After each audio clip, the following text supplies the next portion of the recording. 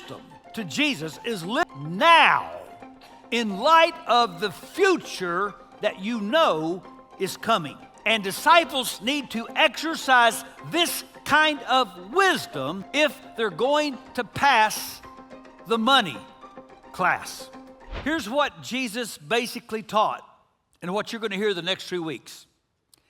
If we're going to make and grow followers of Jesus, every disciple must pass the money class. You start here. So what we're going to do is take a refresher course with Rabbi Jesus. We're going to look at 3 of his best stories. And Jesus was an incredible storyteller. And all 3 stories start a certain rich man. We're going to see in 2 weeks that wealth can cause you to be certainly separated from God. Next week, that it can cause you to live a certainly foolish life. But today I want you to see how proper money management is certainly wise. We're going to look at the strangest story, and maybe the strongest. I call it the tale of the shrewd dude. And here's the story. There was a wealthy man, an owner, who hired a steward. Now, we don't use that word much anymore. Just think money manager. His job was to manage and invest the assets of his boss well. Well, that means he needed to have character and he needed to have competence. Well, I'm not sure he had either, because it says he was wasting his boss's money. Now, I don't know that he was cheating or stealing, because the boss didn't say, I'm going to have you arrested.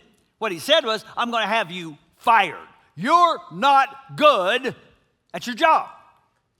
Well, this steward starts to think, I'm also not good at manual labor. How am I going to support myself? So he realizes he's going to lose his job.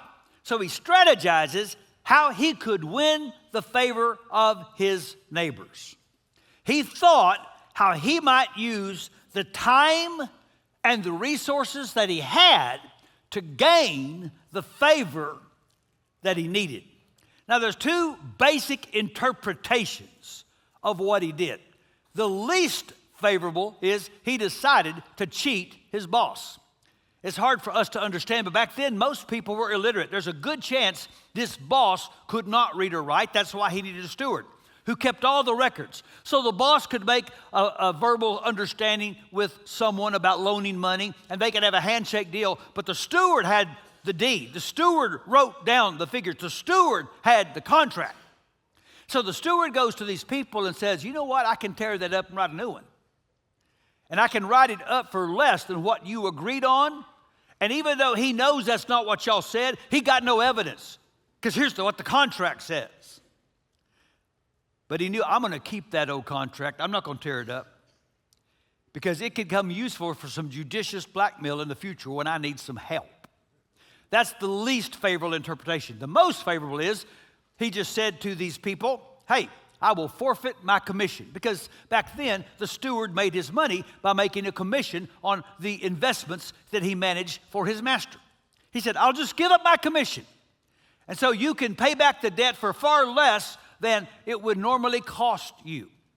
Now, whichever way is true, you're listening to this story by Jesus, and you are expecting Jesus to just go nuclear on this guy. But remember, Jesus is a brilliant storyteller, especially when it comes to surprise endings. And instead of condemning this guy, he commends this guy. He says, you should be more like the shrewd dude. And shrewd there, maybe your Bible says wise, is an interesting word. You find Jesus using that same word in Matthew 24 when he's talking about his return. And he says, the wise servant is the one that is prepared when his master comes back. So wisdom to Jesus is living now in light of the future that you know is coming. And disciples need to exercise this kind of wisdom if they're going to pass the money class. And Jesus is candid when he says, I don't see a lot of this kind of wisdom. He says, the children of this world are more shrewd in dealing with the world around them than are the children of the light. Here's the lesson. You don't have to wonder. The professor is telling you what's going to be on the exam. Here it is. Use your worldly resources to benefit others and make friends. Then, when your possessions are gone, they will welcome you to an eternal home.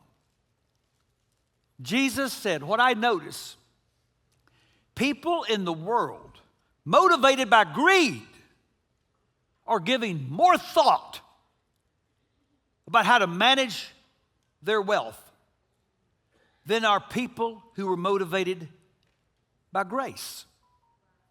And Jesus is not counseling us to become paupers. He's challenging us to become thinkers. Think how you are going to take this money god that wants to be your master and turn money into your servant. Because money is a wonderful tool when it's in the hands of a person totally surrendered to Jesus.